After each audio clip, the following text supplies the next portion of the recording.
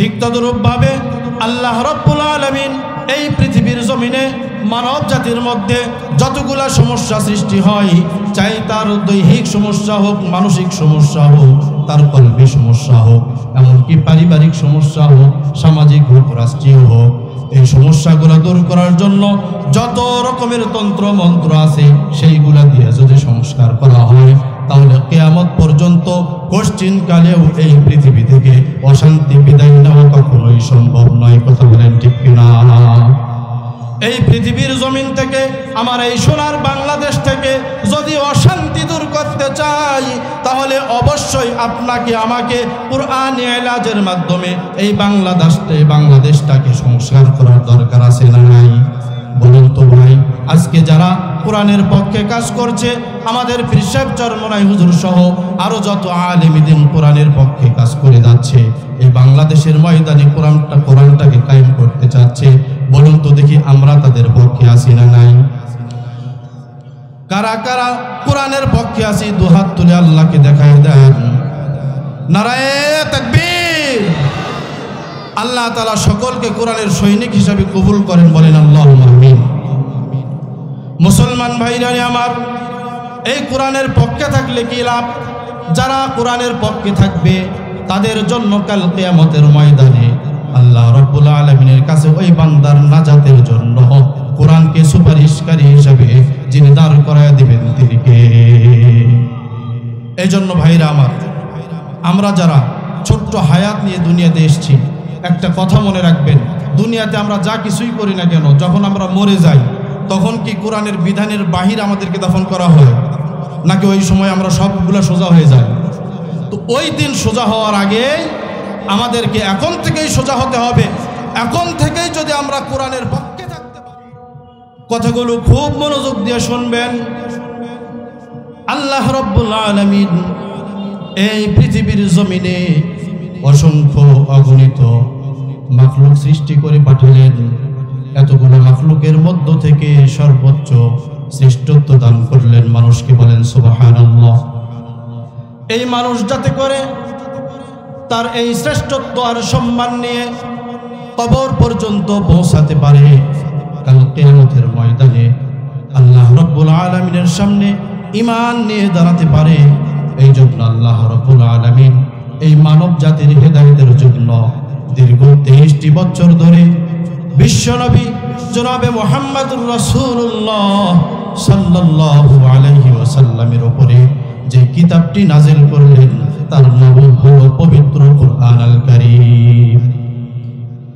আল্লাহ রাব্বুল আলামিন এই পবিত্র কুরআন আল কারীমকে এমন মর্যাদা দান করেছেন, এমন বরকতময় করেছেন, এই পৃথিবীর জমিনে আমরা দেখি আল্লাহ তাআলা আসমানে আরো যত কিতাব দুনিয়াতে প্রেরণ করেছেন, সমস্ত কিতাবের মধ্যে দামি কিতাব হলো পবিত্র কুরআন আল কারীম। কথা বলেন ঠিক কিনা?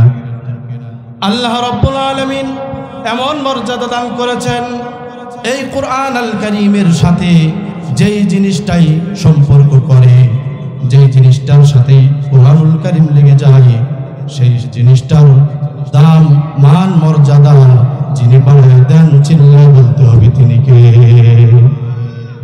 আল্লাহ রাব্বুল আলামিন এই কুরআন আল কারীমের সাথে লাগলেই মান মর্যাদা বাড়ায়া দেয়। যেমন এই কুরআনুল কারীমকে মহান রব্বুল আলামিন নাজিল করেছেন লাইলাতুল কদরে, এই জন্য সমস্ত রাতের মধ্যে লাইলাতুল কদরের দাম বেশি। আল্লাহ রাব্বুল আলামিন এই কোরআনকে নাজিল করেছেন পবিত্র মাহে রমাদানুল মুবারকে, এই জন্য রমজান মাসের দাম সমস্ত মাসের চাইতে বেশি। এই কুরআনুল কারীমকে এই পৃথিবীর জমিনে যেই সমস্ত মানুষ নিজের জীবনে বিধি বিধান হিসাবে মহান রব্বে কারীমের পক্ষ থেকে মেনে নিয়েছেন, কোরআন অনুযায়ী জীবন যাপন করেছেন, তাদের জীবনের সমস্ত গুনাহ খাতা মাফ করে দিয়ে মৃত্যুর আগে আল্লাহ রাব্বুল আলামিন জান্নাতের উপযোগী বানায়া যাদেরকে দুনিয়াতে নিয়েছেন, চিল্লায় বলতে হবে তিনি কে? আল্লাহ রাব্বুল আলামিনের কুরআন আল কারীম সাহাবায়ে কিরাম গ্রহণ করেছেন। সুতরাং আজকের এই সময়েও যদি আমরা পবিত্র কুরআন আল কারীম গ্রহণ করে নিতে পারি, কোরআনের বিধান যথাযথভাবে আমার জীবনে সেট করে নিতে পারি, চিল্লায় বলতে হবে তিনি কে। মুসলমান ভাইরা আমার, আল্লাহ রাব্বুল আলামিন শুধুমাত্র কেবলমাত্র এই কোরআন আল কারীমকে মানব জাতির মান মর্যাদা বৃদ্ধি করার জন্য দুনিয়াতে পাঠিয়েছেন এমনটা না। আমরা যারা মানুষ হয়ে দুনিয়াতে এসেছি, বলেন তো আমাদের জীবনে সমস্যা আছে না নাই? মানুষের জীবনে যেই রকম সমস্যা রয়েছে, ঠিক তদরূপ মানুষের জীবনে অসুস্থতা রয়েছে। মানুষ শারীরিকভাবে অসুস্থ হয়, মানুষ রুহের দিক দিয়ে অসুস্থ হয়, মানুষ মানসিকভাবে অসুস্থ হয়। শুধুমাত্র মানুষ নয়, আজকে তামাম পৃথিবীর দিকে আপনি তাকায়া দেখেন, তামাম দুনিয়ার দিকে তাকায়া দেখেন, আজকে পরিবার থেকে সমাজ, সমাজ থেকে রাষ্ট্র, কোনো একটা রাষ্ট্র সুস্থ আছে নাকি? প্রত্যেকটা রাষ্ট্রের মধ্যে অশান্তি। বলুন তো ভাই, কোনো একজন মানুষের শরীরের রক্তের মধ্যে যদি অ্যালার্জি হয়, আর ওই আল্লাহর বান্দা যদি ফার্মেসি থেকে একটা মলম নিয়ে চামড়ার উপর দিয়ে এরকম ঘষা মাজা করে, তাহলে তার অ্যালার্জি ভালো হবে নাকি? অ্যালার্জি ভালো করার জন্য এই রক্তটাকে, ব্লাডটাকে ক্লিন করতে হবে, অ্যালার্জি মুক্ত করতে হবে।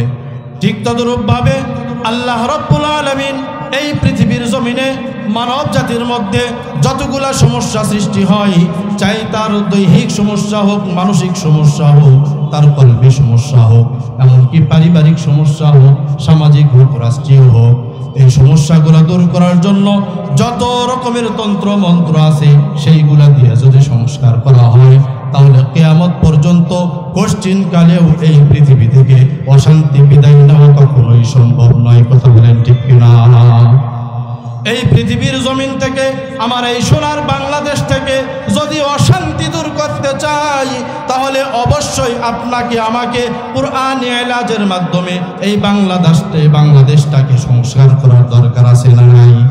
বলুন তো ভাই, আজকে যারা কোরআনের পক্ষে কাজ করছে, আমাদের পীর সাহেব চরমনাই হুজুর সহ আরো যত আলেম দ্বীন কোরআনের পক্ষে কাজ করে যাচ্ছে, এই বাংলাদেশের ময়দানে কোরআনটাকে কায়েম করতে চাচ্ছে, বলুন তো দেখি আমরা তাদের পক্ষে আছি না নাই?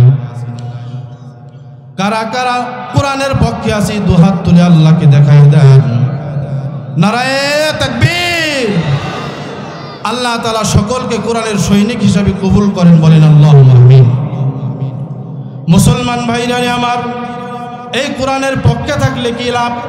যারা কোরআনের পক্ষে থাকবে তাদের জন্য কাল কিয়ামতের ময়দানে আল্লাহ রাব্বুল আলামিনের কাছে ওই বান্দার নাজাতের জন্য কোরআনকে সুপারিশকারী হিসাবে যিনি দাঁড় করায় দিবেন তিনি কে?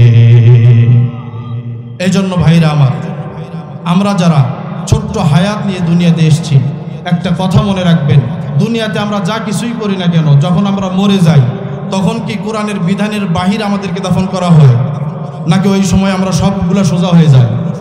তো ওই দিন সোজা হওয়ার আগে আমাদেরকে এখন থেকেই সোজা হতে হবে। এখন থেকেই যদি আমরা কোরআনের পক্ষে থাকতে পারি, কোরআনের বিধানকে মেনে নিতে পারি, আল্লাহ তাআলা অবশ্যই কাল কিয়ামতের ময়দানে কোরআনের সুপারিশ মেনে নিয়ে আমাদেরকে জান্নাত দান করবেন। জোরে বলেন সুবহানাল্লাহ। আল্লাহ তাআলা আমাদের সকলকে কোরআনের পক্ষে থাকার তৌফিক দান করেন। ওয়া আখিরু দাওয়ানা আলহামদুলিল্লাহি রাব্বিল আলামিন। আসসালামু আলাইকুম ওয়া রাহমাতুল্লাহ।